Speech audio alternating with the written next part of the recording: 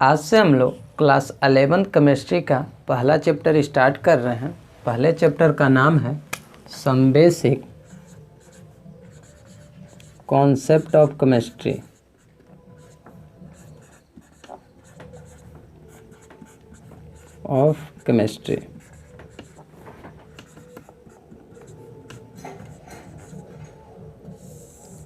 तो मैं आपको लॉ ऑफ कॉम्बिनेशन पढ़ाने से पहले जो आप छोटी क्लास में पढ़ चुके हो, जैसे मैटर क्या होता है, मैटर को कितने तरीके से क्लासिफाइड कर सकते हैं, इसका मैं एक आपको शॉर्ट रिवीजन करा देता हूँ। ठीक है, फिर हम लोग मूव करेंगे लॉ ऑफ केमिकल कॉम्बिनेशन पे। ठीक है, तो पहले हम बात करते हैं कि मैटर क्या होता है। मैटर, तो मान लो हमारे पास एक ब्लॉक है,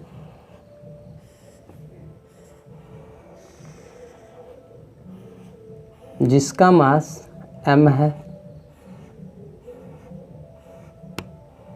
तो ये आपका ब्लॉक है और इसका मास m है, और ये ब्लॉक इतने स्पेस को, देखो इतने स्पेस को ऑक्यूपाई किया हुआ है।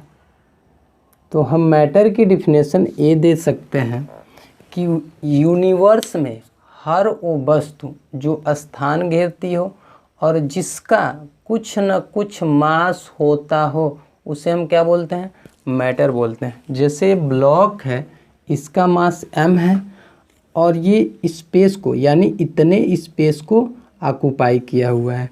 ठीक है, तो इसे हम क्या बोलेंगे, मैटर बोलेंगे। ठीक है, अब हम मैटर को दो तरीके से क्लासिफाइड कर सकते हैं। पहला है फिजिकल क्लासिफिकेशन और सेकंड है केमिकल क्लासिफिकेशन। तो इसको हम लोग करते हैं। फर्स्ट है फिजिकल क्लासिफिकेशन,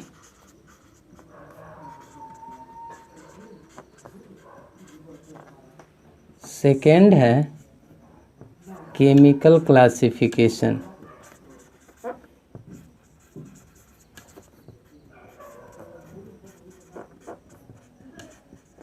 अब फिजिकल क्लासिफिकेशन को हम तीन तरीके से क्लासिफाइड कर सकते हैं।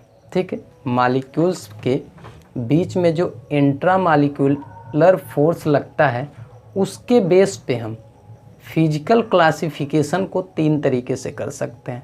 Solid, liquid, gas. आप जानते हो सॉलिड में इंट्रामॉलिक्यूलर फोर्स सबसे अधिक होता है, तभी तो सॉलिड जो होता है उसके मॉलिक्यूल पास पास रहते हैं बिल्कुल। ठीक है, और लिक्विड में इंट्रामॉलिक्यूलर फोर्स सॉलिड की अपेक्षा कम होता है, इसीलिए उसके मॉलिक्यूल थोड़ा दूर दूर रहते हैं सॉलिड के कंपैरिजन में। और गैसेस में, ठीक है, सबसे कम होता है, तो उसके मॉलिक्यूल काफ़ी दूर दूर तक रहते हैं, इधर उधर बिखरे हुए रहते हैं। ठीक है, तो इसको भी हम मॉलिक्यूल्स के बीच इंट्रामॉलिक्यूलर फोर्स के आधार पर, ठीक है, तीन तरीके से क्लासिफाइड कर सकते हैं। पहला solid, second liquid, third gases. ठीक है, अब देखो आप जानते हो, वो मुझे बताने की ज़रूरत नहीं है कि सॉलिड का जो है वॉल्यूम डिफिनिट होता है, ठीक है, और साइज भी डिफिनिट होता है। ठीक है, ये सारी चीज़ें आप जानते हो। ठीक है, और लिक्विड का वॉल्यूम डिफिनिट होता है पर साइज डिफिनिट नहीं होता है। ठीक है, और गैसेस का दोनों डिफिनिट नहीं होता है, साइज भी नहीं और वॉल्यूम भी नहीं। ठीक है, तो ये आप जानते हो, ये सॉलिड, लिक्विड, ये इनका वॉल्यूम और साइज के बारे में। ठीक है, अब हम केमिकल क्लासिफिकेशन की बात करते हैं। तो केमिकल क्लासिफिकेशन को हम दो तरीके से क्लासिफाइड फिर कर सकते हैं। पहला है प्योर सब्सटेंस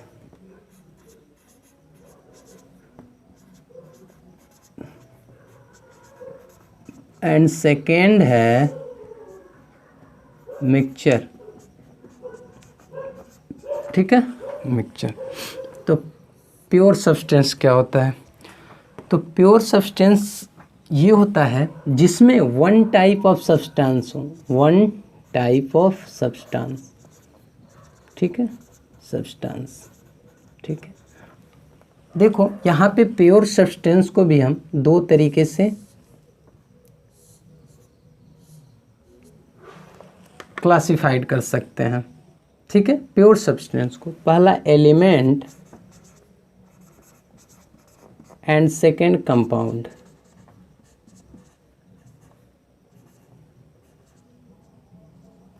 ठीक है, तो एलिमेंट क्या होता है? तो एलिमेंट को सिंपल आप बोल सकते हो one type of atom, one type of atom. अभी मैं एग्जांपल देता हूँ, वन टाइप ऑफ एटम, ठीक है। और कंपाउंड क्या होता है? डिफरेंट टाइप ऑफ एटम, ठीक है। नीचे लिख लेना, स्पेस कम है। कंपाउंड में लिखना different type of atom, different type of atom.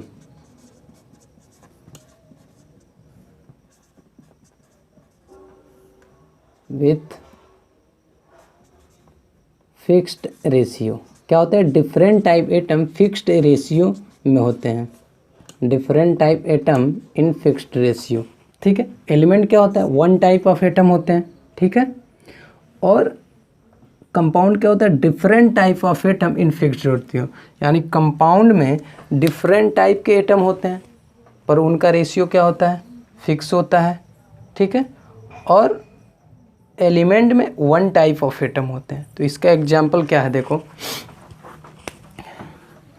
Carbon,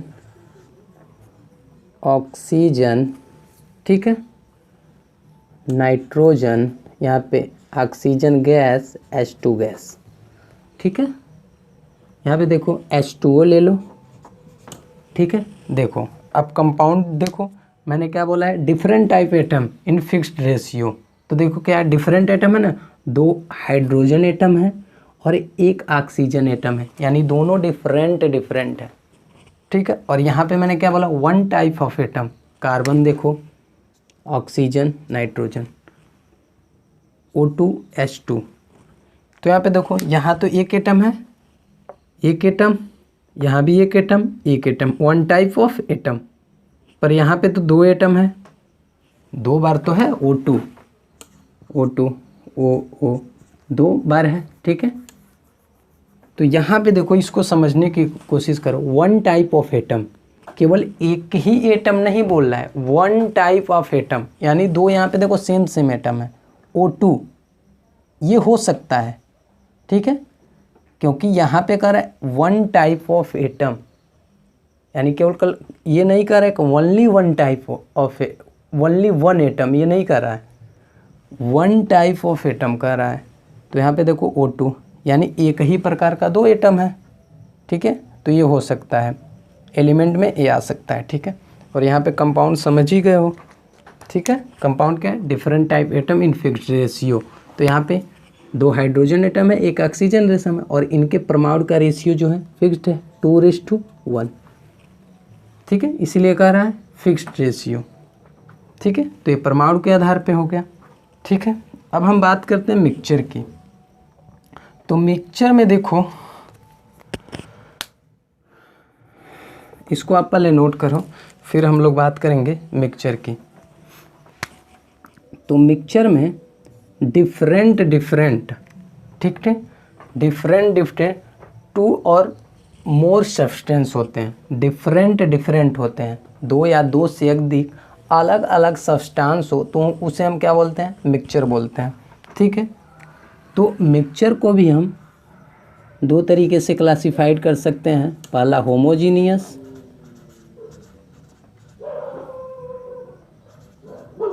और सेकेंड है हेट्रोजीनियस।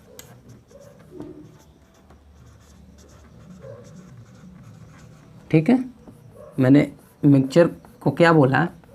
टू और मोर सब्सटेंस, ठीक है, टू और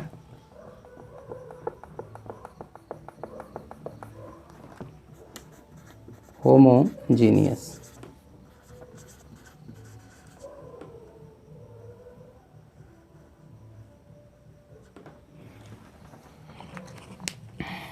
तो मिक्सचर क्या होता है?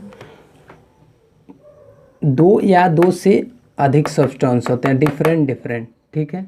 डिफरेंट डिफरेंट 2 और मोर सब्सटेंस से मिलकर मिक्सचर बना होता है, ठीक है। यानी 2 या 2 से अधिक अलग अलग सब्सटेंस से मिलकर बना होता है मिक्सचर। तो मिक्सचर के भी 2 पार्ट हो गए, होमोजीनियस, हेट्रोजीनियस। तो होमोजीनियस क्या होता है? होमोजीनियस देखो सभी कंपोनेंट जो हैं, यानी सभी कंपोनेंट का कंपोजिशन मिश्रण के अंदर एक समान होता है, ठीक है। एक बार और मैं रिपीट करता हूँ, होमोजीनियस क्या होता है? होमोजीनियस मिक्सचर सभी कंपोनेंट का कंपोजिशन मिश्रण में एक समान होता है, ठीक है। उसे हम क्या बोलते हैं? Homogeneous mixture. और हेट्रोजीनियस क्या होता है? सभी कंपोनेंट का कंपोजिशन मिश्रण के अंदर एक समान नहीं होता है, उसे हम हेट्रोजीनियस कहते हैं। जैसे मान लो मैंने एक ग्लास में वाटर लिया और इसमें 1 चम्मच NaCl डाला, ठीक है। तो NaCl पूरी तरीके से इसमें एक समान रूप से इसमें घुल जाएगा, ठीक है। और यहाँ हेट्रोजीनियस में मान लो मैंने बालू लिया प्लस वाटर लिया, ठीक है। एक ग्लास में मैंने वाटर लिया और फिर 1 चम्मच बालू डाला, तो बालू देखोगे आप तो इसके नीचे तली में जाके बैठ जाएगा। तो ये तो एक समान रूप से घुला ही नहीं। तो वही मैंने स्टार्टिंग में बोला कि होमोजीनियस मिक्सचर जो है, होमोजीनियस मिक्सचर में सभी कंपोनेंट का कंपोजिशन एक समान रूप से रहता है। देखो यहाँ पे वाटर में NaCl डाले हो तो एक समान रहेगा, एक समान रूप से घुल जाएगा, ठीक है। पर इसमें बालू डालोगे तो ये जो है बालू जो है नीचे में जाके बैठ जाएगा, यानी कंपोजिशन एक समान नहीं है, ठीक है। बालू तो नीचे तली में बैठ गया है, ठीक है। तो ये रहा आपका मिक्सचर। अब हम लोग स्टार्ट करते हैं लॉ ऑफ केमिकल कॉम्बिनेशन, ठीक है। तो इसको आप नोट करो। अब हम लोग स्टार्ट करेंगे लॉ ऑफ केमिकल कॉम्बिनेशन।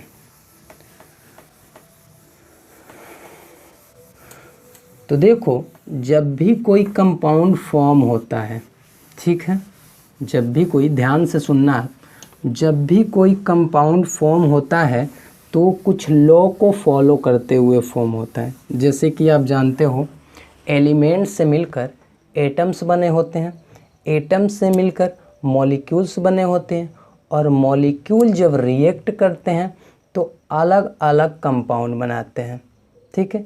तो जब भी एक कंपाउंड फॉर्म होते हैं, और कंपाउंड कैसे फॉर्म होते हैं? जब एटम कंबाइन होते हैं। तो जब एक कंपाउंड फॉर्म हो रहे होते हैं तो किस तरह फॉर्म हो रहे होते हैं, इसको कौन एक्सप्लेन करता है? कि law of chemical combination, law of chemical combination. जितनी चीज़ें मैंने बोला हो सकता है आपको समझ में न आई हो, एक बार और मैं रिपीट कर देता हूँ। जब भी कोई कंपाउंड फॉर्म होता है तो कुछ लॉ को फॉलो करते हुए फॉर्म होता है। जैसे आप जानते हो एलिमेंट से मिलकर एटम्स बने होते हैं, एटम से मिलकर मॉलिक्यूल्स बने होते हैं, और मॉलिक्यूल जब रिएक्ट करते हैं तो अलग अलग कंपाउंड बनाते हैं। और जब ये कंपाउंड फॉर्म होते हैं तो फॉर्म कैसे होते हैं? जब एटम कंबाइन होते हैं। तो जब एक कंपाउंड फॉर्म हो रहे होते हैं तो किस तरीके से फॉर्म होते हैं उसको कौन एक्सप्लेन करता है? A law of chemical combination explain करता है, जिसमें फर्स्ट लॉ है law of mass conservation, law of mass conservation.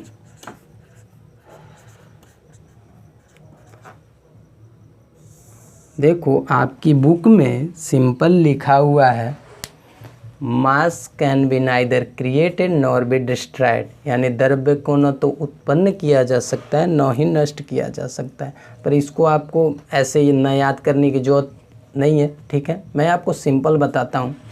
Law of mass conservation होता क्या है, ठीक है।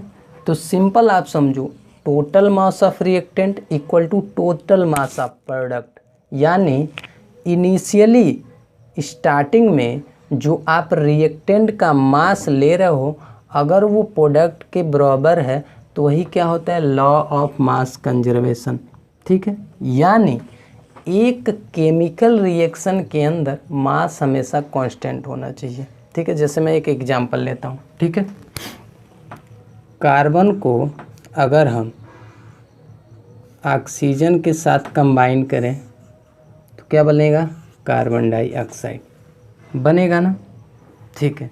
यहाँ पे कार्बन का एटॉमिक मास क्या है, 12, ऑक्सीजन का कितना होता है, 16, तो यहाँ पे 2 ऑक्सीजन है, 2,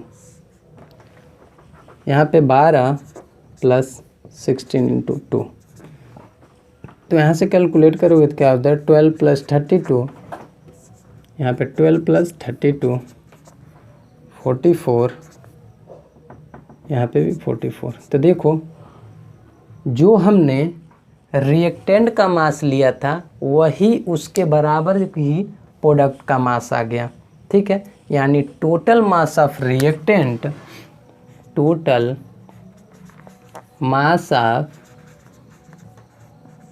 reactant equal to total mass of product, यानी जो आप स्टार्टिंग में मास लिए हो उस और जो प्रोडक्ट का मास है उसके बराबर आ गया है, तो इसे हम क्या बोलते हैं, लॉ ऑफ मास कंजर्वेशन, ठीक है। तो आप लिख सकते हो mass remain conserve during in chemical reaction, एक केमिकल रिएक्शन के अंदर मास हमेशा कंजर्व्ड रहता है, ठीक है। इस टाइम जो ये लॉ है अब तो ये वैलिड नहीं है, ठीक है, क्योंकि अब हम लोग किसी भी रिएक्शन के लिए क्या यूज करते हैं, E बराबर डेल्टा mc², ठीक है।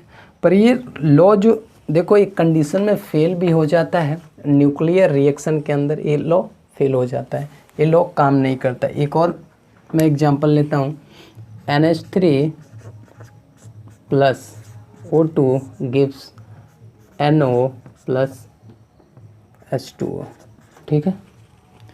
तो यहाँ से अभी तो हम लोगों को इसको बैलेंस करना पड़ेगा, तो यहाँ से बैलेंस करेंगे तो देखो यहाँ पे 4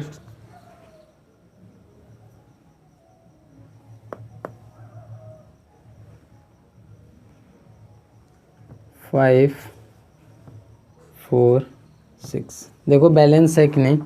यहाँ पे 4 नाइट्रोजन है तो यहाँ पे भी 4 नाइट्रोजन, ठीक है। यहाँ पे देखो 12 हाइड्रोजन है तो यहाँ पे देखो 6 2 जा 12 हाइड्रोजन है, ठीक है। अब ऑक्सीजन को देखो, यहाँ पे 4 ऑक्सीजन है और यहाँ पे 6 है, तो 4 6 10 ऑक्सीजन, तो इधर भी 10 होना चाहिए, तो इधर भी 10 है। अब क्या करो आप देखो जो रिएक्टेंट का मास है वो प्रोडक्ट के मास के बराबर है कि नहीं, तो यहाँ पे देखो कैलकुलेट करते हैं 4 इंटू, यहाँ से देखो नाइट्रोजन का एटॉमिक मास होता है 14 और प्लस हाइड्रोजन का 1, तो यहाँ पे 3 एटम है हाइड्रोजन का, तो ये 17 हो जाएगा, प्लस यहाँ से देखो 5 इंटू, यहाँ पे देखो ऑक्सीजन का होता है 16, तो 2 एटम्स है तो 32, ठीक है।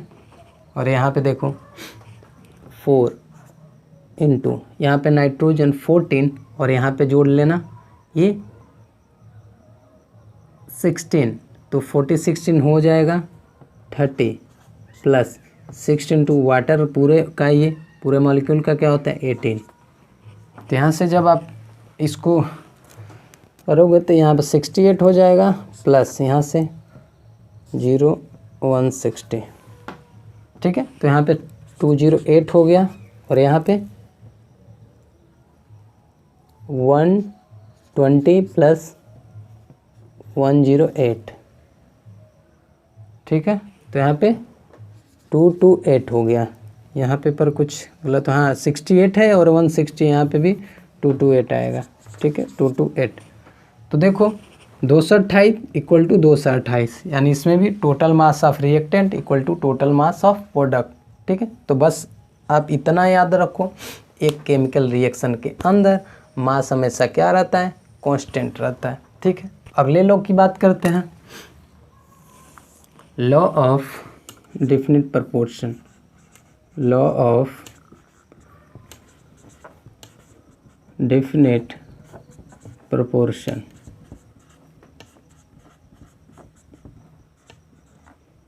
तो लॉ ऑफ डेफिनिट प्रोपोर्शन क्या होता है?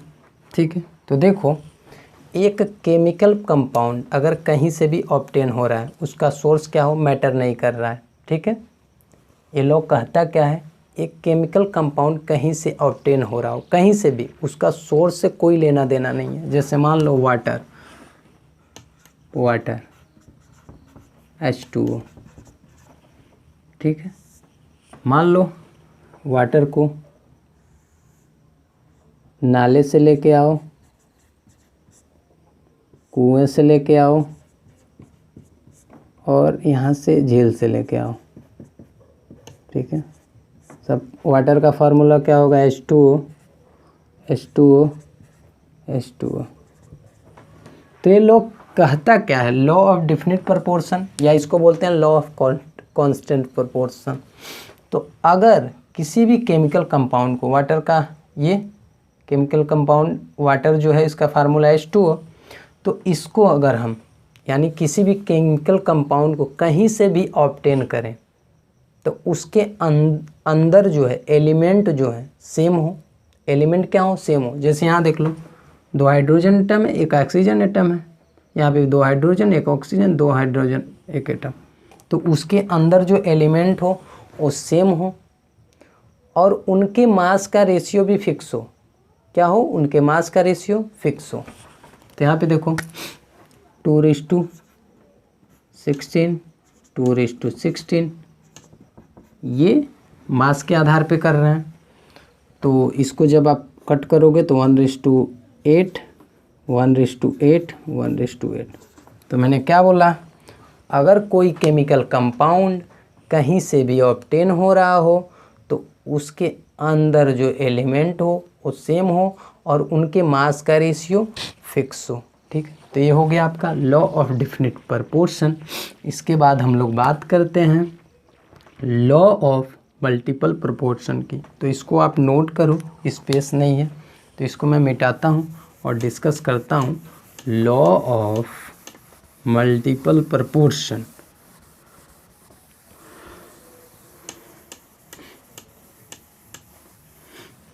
लॉ ऑफ मल्टीपल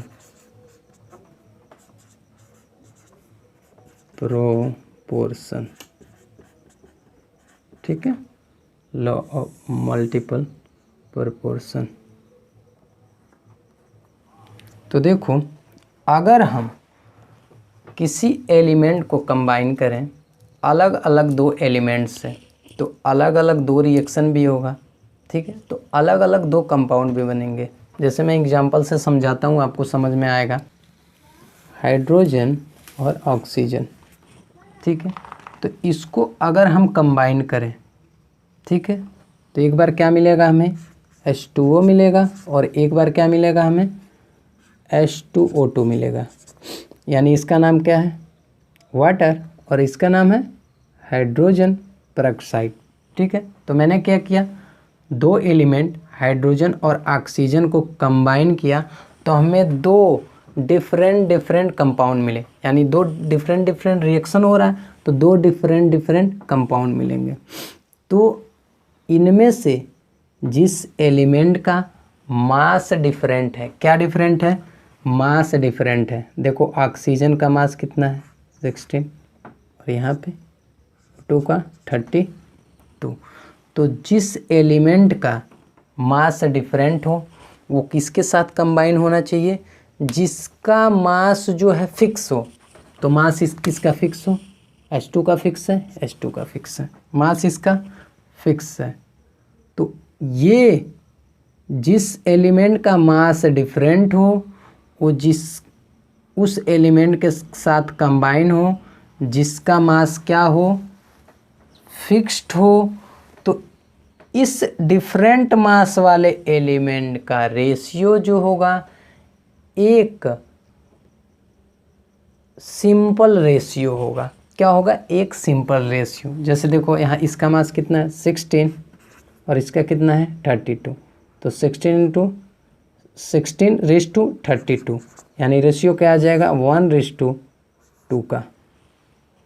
ठीक है, ये आपको समझ में आता है।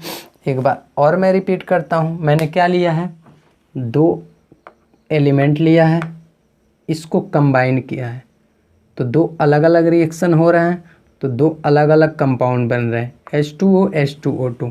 ठीक है, जिसमें एक एलिमेंट का मास क्या हो, डिफरेंट हो, और ये जिसके साथ कंबाइन हो रहे हो उसका मास क्या हो, फिक्स हो। तो ये जो डिफरेंट मास वाला एलिमेंट है वो जिस फिक्स्ड मास वाले एलिमेंट के साथ कंबाइन है, तो इस डिफरेंट मास वाले एलिमेंट का जो रेशियो होगा एक सिंपल रेशियो होगा। ठीक है, तो वही देखो, जैसे मान लो मैंने लिया कार्बन को कंबाइन किया ऑक्सीजन के साथ। ठीक है, तो यहाँ से कार्बन मोनोऑक्साइड बना, कार्बन डाइऑक्साइड बना, और यहाँ से कार्बन मोनोऑक्साइड बना। यहाँ पे क्या है मास 32 और यहाँ पे 16 है। ठीक है, यहाँ पे भी 32 और 16, और इसका कार्बन का 12।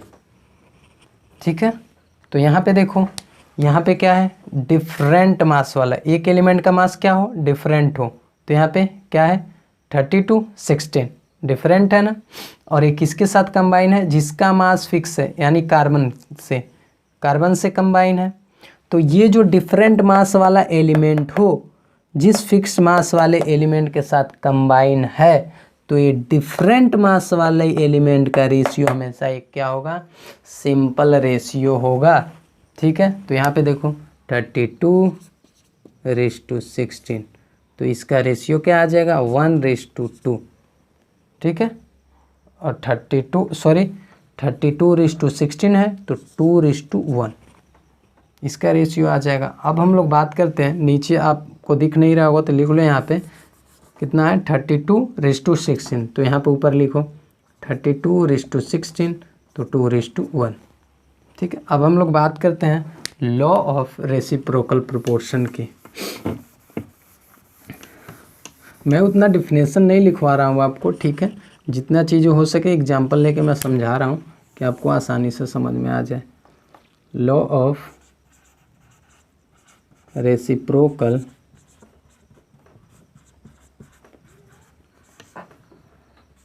प्रोपोर्शन।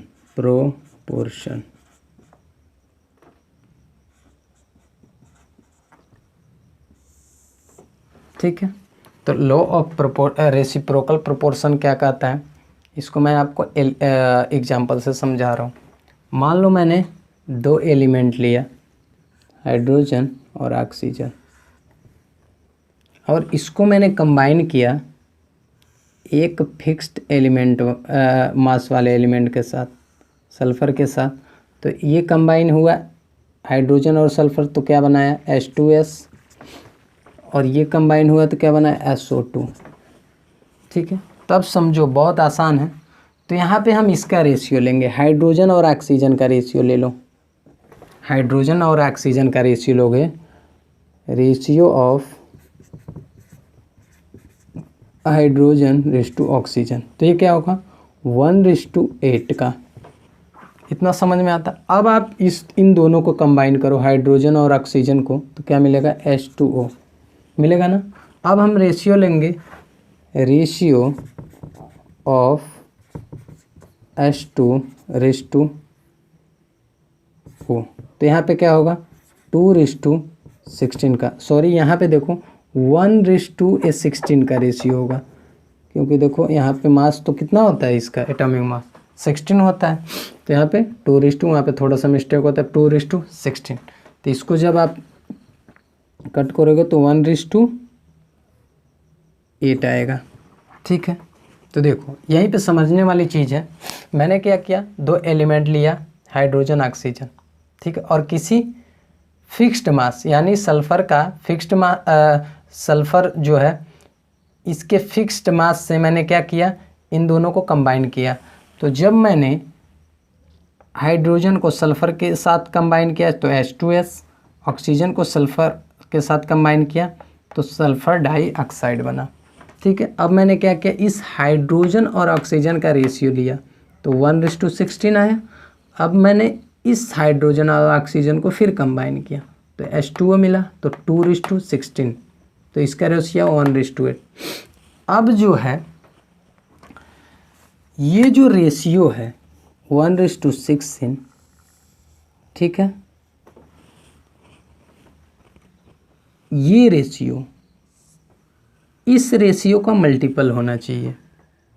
ठीक है, इतना समझ में आ रहा है कि नहीं मैं क्या बोल रहा हूँ? जो आपने हाइड्रोजन और ऑक्सीजन का रेशियो निकाला है, H:O का रेशियो निकाला है, ये रेशियो इसका मल्टीपल होना चाहिए। देखो कैसे मल्टीपल है कि नहीं, ये तो 1:8 है, इसका मल्टीपल होना चाहिए, यानी 1/16 इसको लिख सकते हैं इंटू इसका मल्टीपल ये होना चाहिए, तो 2 इंटू 2 तो 1/8 यानी 1:8 तो है ना। ये रेशियो जो है इस रेशियो का मल्टीपल है, तभी तो 1/16 इंटू 2 मल्टीपल है। एक और मैं एग्जांपल लेता हूँ,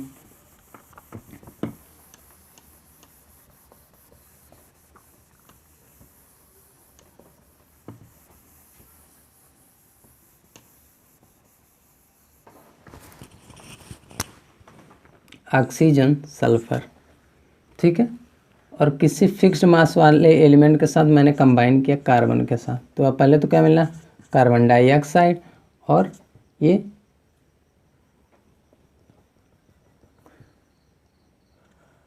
कार्बन डाइसल्फाइड। ठीक है, तो आप क्या करो, इसका रेशियो ले लो।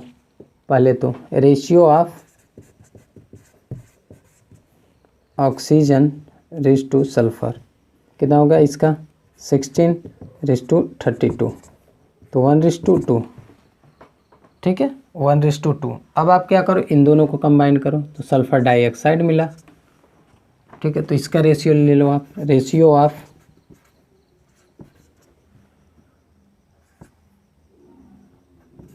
ठीक है, तो 32:32 1:1। ठीक है, अब देखो ये जो रेशियो है इसका मल्टीपल होना चाहिए, तो देखो मल्टीपल है कि नहीं, 1/2 इंटू 2 तो 1/1 यानी 1:1, तो देखो यही तो है, यानी इसका ये मल्टीपल है। ठीक, तो ये होता है आपका लॉ ऑफ रेसिप्रोकल प्रोपोर्शन। मैंने इसकी डिफिनेशन नहीं लिखवाया, ठीक है, पर ये चीज़ें मैंने आपको समझा दिया है। When two element combine separately with fix the mass of third element, यानी किसका मास सेम है, इस कार्बन का, इसके साथ हमने कंबाइन किया है। ठीक है, अब हम डिस्कस करते हैं गे-लुसैक लॉ। इसको आप नोट करो, ये इसी दो लॉ में काफ़ी कन्फ्यूजन होता है। मैंने एग्जांपल लेकर कोशिश किया समझाने की, आपको मैंने कोई डिफिनेशन नहीं लिखवाया है। ठीक है, आपको डिफिनेशन जो है बुक में मिल जाएंगे। ठीक है, अलग अलग डिफिनेशन अभी मैं भी लिखवा दूंगा। ठीक है, तो अभी 2-4 लाइन लिखवाऊंगा, उतना में समझ नहीं आएगा। ठीक है, या लिखना चाहो तो आप लिख सकते हो, when two element combine separately with the fix mass of a third element to the ratio of masses in which they do so bear a simple whole number ratio to the ratio of masses in which they themselves combine। ठीक है, तो ये definition होता है, ये लिख सकते हो आप। ठीक है, पर मैंने हिंदी में बोला है जो वो भी लिख सकते हो। ठीक है, दो एलिमेंट को कंबाइन किया फिक्स्ड मास वाले थर्ड एलिमेंट के साथ। ठीक है, वैसे ही आप इसकी भी डिफिनेशन लिख सकते हो लॉ ऑफ मल्टीपल पोर्शन की।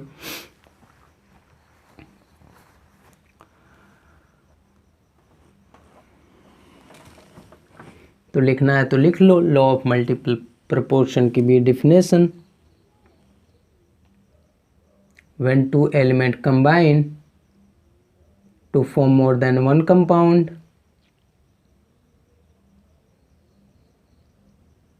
then the difference mass of one element which combine to the fix mass of other element bear a small whole number ratio. ठीक है, तो ये हो गया। अब डिस्कस करते हैं गे-लुसैक लॉ।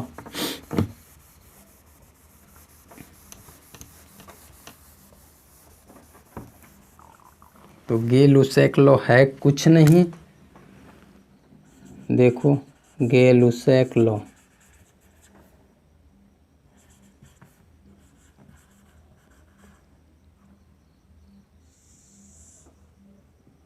तो ये जो है काफ़ी प्रयोग किया गया था। ठीक है, तो गे-लुसैक लॉ को खोजा गया। ठीक है, कैसे? कोई भी गैस सेम टेम्परेचर और प्रेशर पर उनका आयतन जो है, आयतनों का अनुपात एक सरल अनुपात होता है। ठीक है, जैसे मान लो एग्जांपल लेता हूँ मैं, H2 +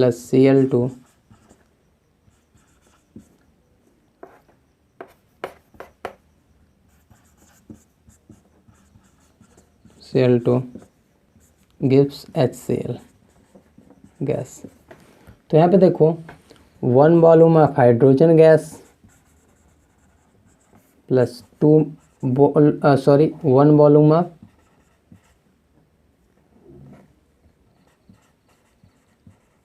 क्लोरीन गैस। तो यहाँ से देखो 2 volume of hydrogen chloride gas. ठीक है, यानी ये लोग कहता क्या है, अगर आप 1 वॉल्यूम ऑफ हाइड्रोजन गैस लोगे, 1 वॉल्यूम ऑफ क्लोरीन गैस लोगे, तो ये क्या देगा, 2 volume of hydrogen chloride gas. यानी अगर मैं 5 ml हाइड्रोजन गैस लूँ तो ये भी 5 ml से रिएक्ट करेगा, तो क्या मिलेगा, 10 ml हाइड्रोजन क्लोराइड गैस। यानी इनका जो रेशियो होगा 1:1:2 का। तो ये गे-लुसैक लॉ है। अगर कोई गैस फॉर्म हो रही है, अगर कोई गैस फॉर्म हो रही है तो सेम टेम्परेचर और प्रेशर पर, तो उनका आयतन जो है, आयतनों का अनुपात एक सरल अनुपात होता है। ठीक है, तो इसको आप नोट कर लो।